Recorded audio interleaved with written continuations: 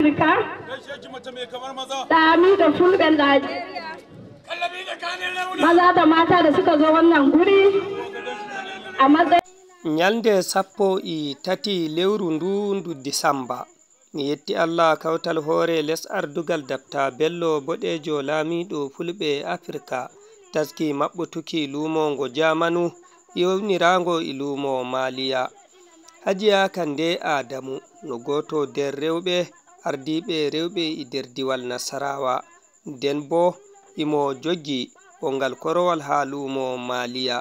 Ɓawo waɗuki mobde gaɗande nde arɗo'en e filoɓe e codoɓe nayi e sora e diwal Nasarawa e ma goɗɗe diwe nder Najeriya fere-fere. Mobde nde gaɗande nyande Alarba no gas e joweeɗiɗi lewru Salindu. Kode Radio International Abuja heɓi yewtudugo e Hajiya Kande on ngam nanki ko hoɗi hamɓe hakkillo maɓɓe rewɓe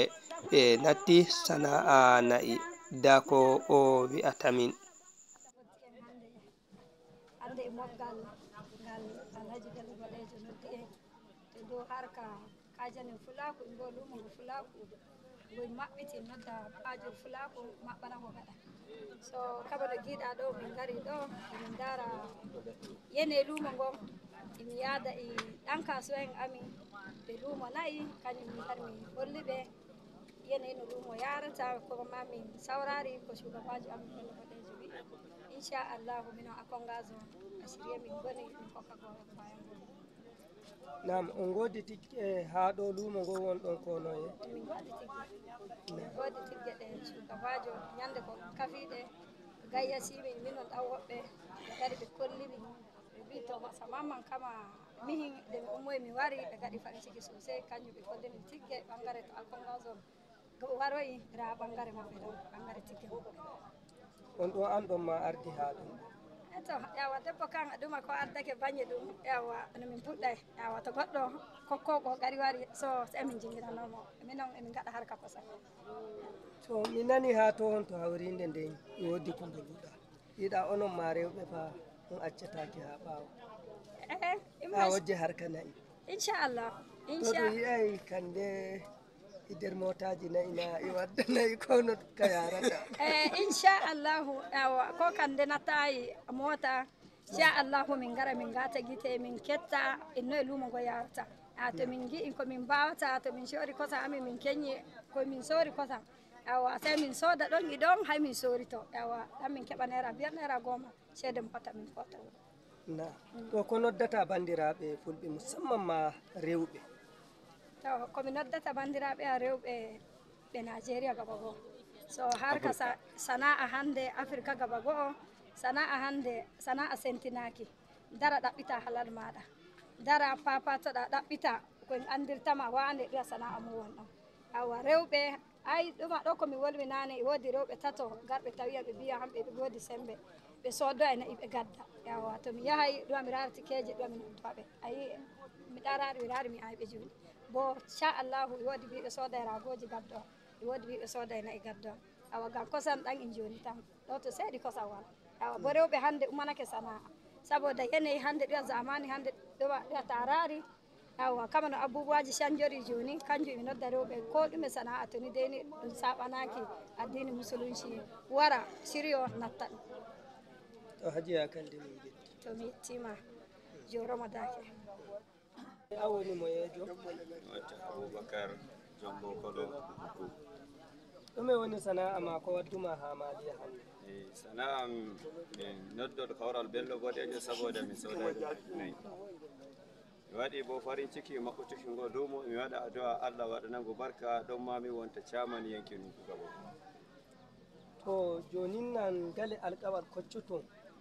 dow wigo on gadday nayi ha ɗo nde latti a wi abojuwajo a filowo ha nayi inchallahu mi warti wakilijo mo Nunku gaba go'o mi wakilcagi mi wara ɗo madadi yanki sodoɓe Nunku e arɗo en Nunku ɓe wakkilciyam mi wara ɗo gam mi heɓa komi wi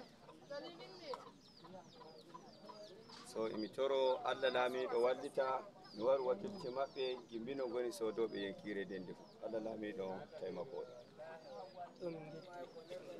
Allah sai na inda ma inda Umar Musa Madake emi noddire Sanda Madake bo mi an kasuwaji to da a hawri jiro Madake kanko bo o jeydi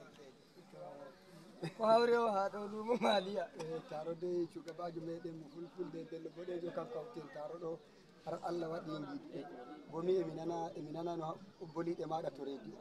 kama joni to ɓe maɓɓitay no woɗan mawɗum ɗo ma mi wondi boliɗe ma so seɗi mi nangata to social media woɓɓe weɓi mi nana haala ma Allah waɗa en giɗa to haala lumo Fulakungo Maliya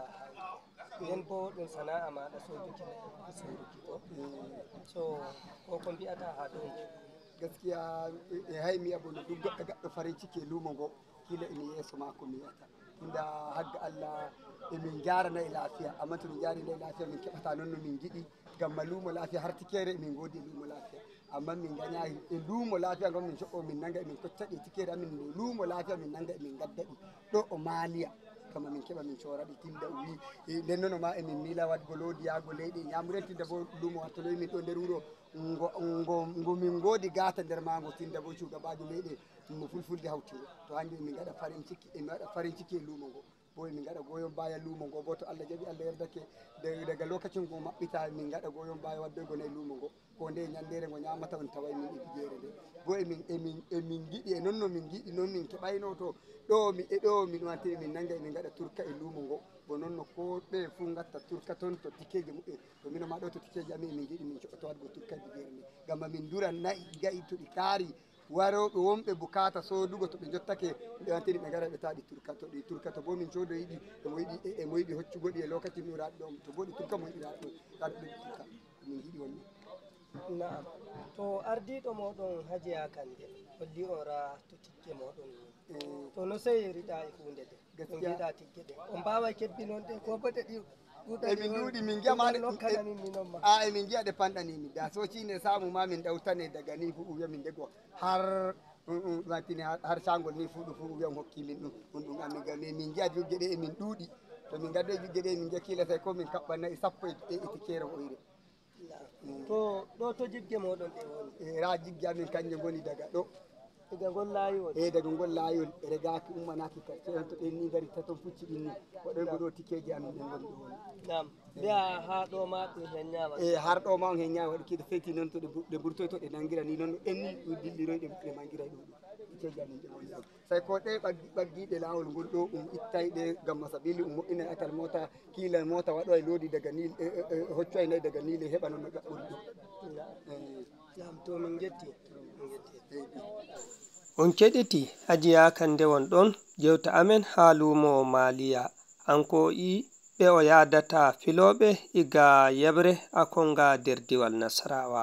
kerol fotol ngol won ɗon Ibrahim Iromo Dake kode radio e TV iga lumo Maliya International Katilin Mali